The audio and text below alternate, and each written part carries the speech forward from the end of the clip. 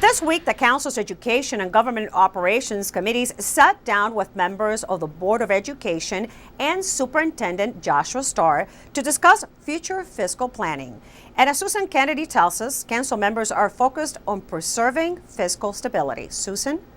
Lorna, this week's meeting was a follow-up to the release of the report from the Office of Legislative Oversight on fiscal planning and the new Maintenance of Effort law and how these changes will affect future budgets.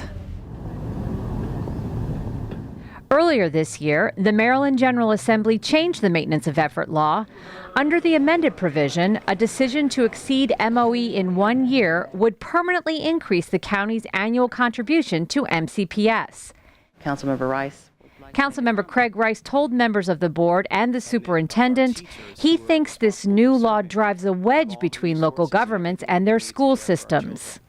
The reality is what this law does is combat those very missions against the very services that provide for our children that are at risk, low income, that have homes where they have a single parent or no parent at all, fighting for the little resources that are there.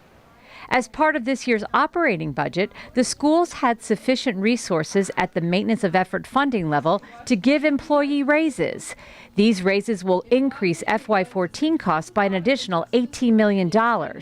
However, Superintendent Joshua Starr defended that decision. So the choices that we brought forward to the board, which included, of course, the compensation package, right? While they may not have been the exact choice that I or Mr. Bowers may have recommended or the exact choice that each Board of Ed member may have made, they rest on 12, 13, 15 years of history and collaboration, right, that has not only led to very, very fine fiscal management by Mr. Bowers and his team, but also excellent results.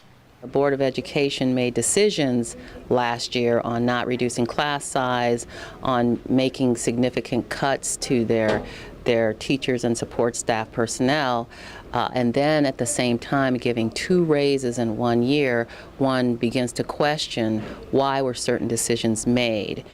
Okay, well, the lights were quiet till you just said that. So now my The 2-hour session got heated at times. Ultimately, hey, it's all good. But in the end, council members agree all of these decisions have created a new funding dilemma.